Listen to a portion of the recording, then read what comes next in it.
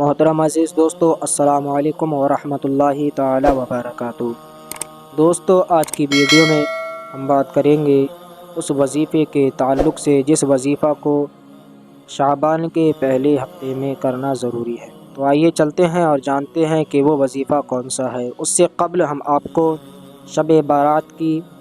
کچھ فضیلت بتائیں گے۔ شب بارات کی کچھ فضیلت اس طرح ہے کہ جو مانگنے کا طریقہ ہے اس طرح مانگو، در کریم سے بندے کو کیا نہیں ملتا۔ سال کے دنوں اور راتوں میں 15ویں شعبان کی مقدس رات شب بارات اور 15واں دن بڑی برکتوں کا ہے۔ امت محمدیہ پر اللہ عز و جل کا کرم خاص ہے کہ اس نے شب بارات جیسی نورانی رات سے سرفراز فرمایا۔ یہ رات ہر سال آتی اور چلی جاتی ہے، لیکن کتنے غافل اور کاہل ایسے ہیں جو اس کی قدر نہیں کرتے اور سو کر پوری رات گزار دیتے ہیں، اور ان سے بھی بدتر وہ لوگ ہیں جو اس مقدس رات کو کھیل تماشوں کی نظر کر دیتے ہیں۔ ہاں، بڑے خوش قسمت اور نیک بخت ہیں وہ لوگ جو اللہ کی اطاعت شعار بندے ہیں، جو اس رحمت بری اور نور و نکہت میں ڈوبی ہوئی شب کو قدر و منزلت کی نگاہ سے دیکھتے اور اس کی مقدس اور رحمت بری بارگاہ سے برکت اور نور کی خیرات مانگتے اور اپنے گناہوں پر پشیمان و شرمندہ ہو کر توبہ و استغفار کرتے ہیں۔ لیکن کچھ لوگ ایسے بھی ہیں جو اس رات میں بھی نہیں بخشے جائیں گے جب تک کہ وہ لوگوں سے گناہ معاف نہ کرا لیں، جب تک کہ وہ لوگوں سے معافی طلب نہ کر لیں۔ واضح رہے کہ بنی کلب عرب کا ایک قبیلہ تھا جہاں بکریاں زیادہ پائی جاتی تھیں۔ حدیث سے ثابت ہے کہ اس مبارک شب میں بنی کلب کی بکریوں کے بال سے زیادہ گناہ گاروں کی اللہ تعالی بخشش فرماتا ہے۔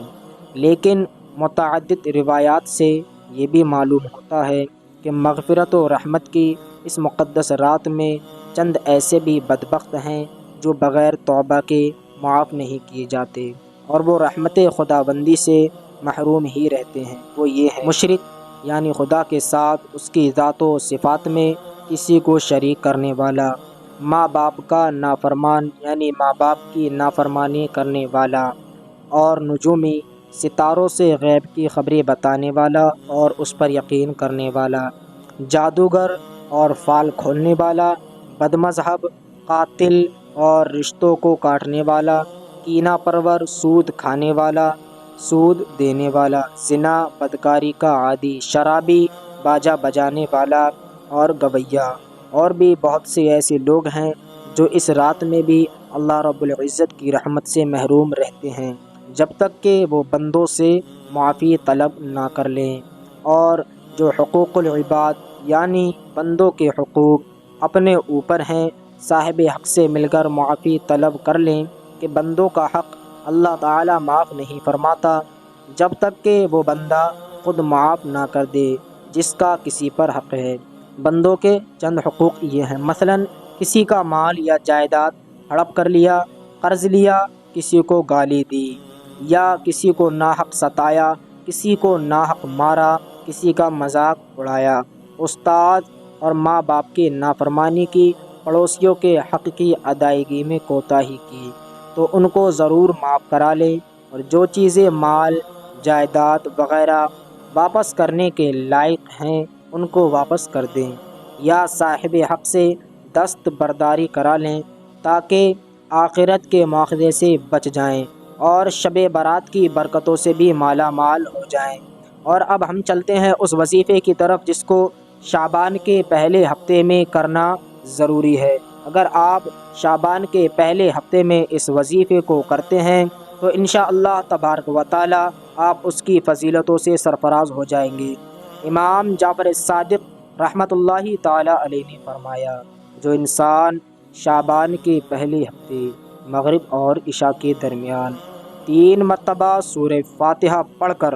پانی پر دم کر کے وہ پانی پی لے گا تو وہ جس پریشانی میں مبتلا ہوگا اللہ اس کو اس پریشانی سے نجات دے دے گا۔ اگر بیماری میں مبتلا ہوگا تو اللہ تبارک و تعالی اسے شفائے کاملہ عطا فرمائے گا، اور اگر کوئی حاجت دل میں رکھے گا تو وہ حاجت پوری ہو جائے گی، کیونکہ جب شعبان کا اعلان زمین پر ہوتا ہے تو فرشتے نور برساتے ہیں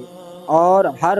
اس انسان کے گھر کی طرف رخ کرتے ہیں جو سورہ فاتحہ پڑھ کر اللہ کے دربار میں دعا مانگتا ہے۔ جو انسان شعبان کے پہلے ہفتے اس عمل کو انجام دے گا وہ اپنے چہرے میں نور اور اپنی زندگی میں خوشحالی اور اپنے فیصلوں میں رونق پائے گا، اور جہاں جہاں وہ قدم رکھے گا فتح و کامیابی کے اسبات اپنے ساتھ ساتھ پاتا رہے گا اللہ کے کرم سے۔